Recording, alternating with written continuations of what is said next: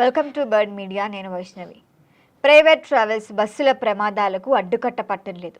అసలు వరుసగా ఎక్కడ చూసినా ఈ జరుగుతున్న ఘటనలు ప్రయాణికుల్లో కూడా తీవ్ర భయాందోళన కలిగిస్తున్నాయి. అసలు జర్నీ చేయాలా వద్దా? ఫ్లైట్లో వెళ్తే ఒక యాక్సిడెంట్లు, బస్సులో వెళ్తే ఇంకో యాక్సిడెంట్లు. అసలు ఎట్లా జర్నీ చేయాలని చాలామంది ప్రయాణికులు అసలు వెళ్ళడమే మానేస్తున్నారు. ఇవన్నిటికీ సరిపోదు అన్నట్టుగా ఇటీవల గుంటూరులో జరిగిన మరొక ప్రమాదం. అసలు ఈ ప్రమాదంలో చాలామంది ప్రాణాలు కోల్పోవటం. అయితే అరకు ఘాట్ రోడ్లోని జరిగిన మరొక ప్రమాదమే ప్రజలను కలిచివేస్తోంది. ఈ వరుస ఘటనలు జరుగుతున్న నేపథ్యంలో అసలు ట్రావెల్స్ బస్సులో ప్రయాణం చేయాలంటేనే భయపడే పరిస్థితి ఏర్పడింది. తాజాగా తూర్పుగోదావరి జిల్లాలో మరొక ప్రైవేట్ ట్రావెల్స్ బస్సు ప్రమాదానికి గురైంది. ఇంకా అదృష్టవశాత్తు చెప్పుకోవాల్సిన విషయం ఏంటంటే ఈ ఘటనలో ఎలాంటి ప్రాణ నష్టం జరగలేదు. దీంతో ప్రయాణికులు, సిబ్బంది కూడా ఊపిరి పీల్చుకున్నారు. బుధవారం తెల్లవారుజామున తూర్పుగోదావరి జిల్లా కొవ్వూరు గ్రామం బ్రిడ్జిపై ఈ ఘటన జరిగింది. ఖమ్మం నుంచి అటు విశాఖపట్నం వెళ్తున్న ప్రైవేట్ ట్రావెల్స్ బస్సు కొవ్వూరు సమీపానికి రాగానే ఒక్కసారిగా అందులోంచి మంటలు వచ్చాయి. ఇక బస్సులోని సెల్ఫ్ మోటార్ షార్ట్ సర్క్యూట్ కారణంగానే ఈ మంటలు వచ్చినట్లుగా ఇప్పటికే అక్కడ ప్రాథమికంగా నిర్ధారణకు వచ్చారు. మంటలు ఇమీడియట్గా వ్యాపించడంతో బస్సు పూర్తిగా అగ్నికి ఆహుతైంది. మరి దీంతో ఈ బస్సు 80 లక్షల విలువైన బస్సు పూర్తిగా కాలిపోయింది. అయితే డ్రైవర్ ఇక్కడ అప్రమత్తంగా వ్యవహరించారు. ఆయన కీ రోల్ ప్లే చేయడం వల్లే పెద్ద ప్రమాదం తప్పింది.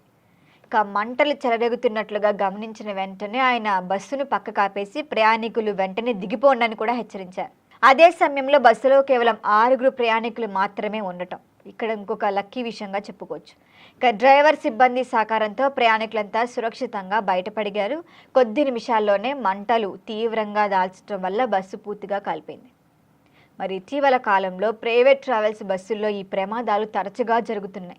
ఇవే మనకి ఆందోళన కలిగించే విషయం. గత అక్టోబర్ నెలలో కర్నూలు జిల్లా సమీపంలో జరిగిన ప్రైవేట్ బస్సు ట్రావెల్స్ ప్రమాదం ఇప్పుడు దేశవ్యాప్తంగా చర్చనీయాంశమైంది. మరి ఆ ఘటనలో అయితే ఇంకా 19 మంది ప్రాణాలు కోల్పోయారు.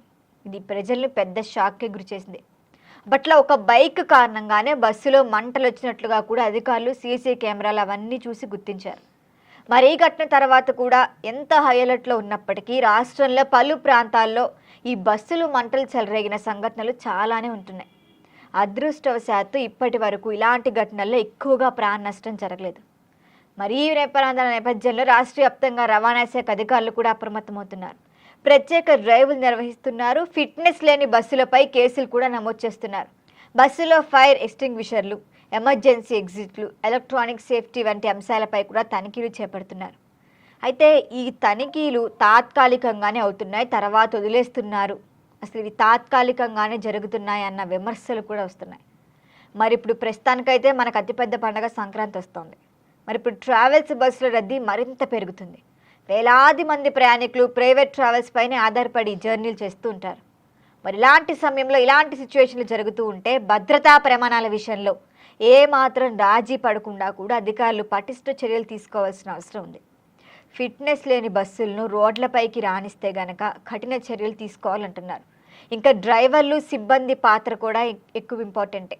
వాళ్ళు భద్రతాపరమైన శిక్షణ కూడా తప్పనిసరిగా ఉండాలి. లేదంటే మరింత ప్రాణాలు ప్రమాదం గురయ్యే ఛాన్స్ అయితే ఖచ్చితంగా ఉంటుంది. దీనిపైన మరిన్ని అప్డేట్ల కోసం చూస్తూనే ఉండండి బర్డ్ మీడియా.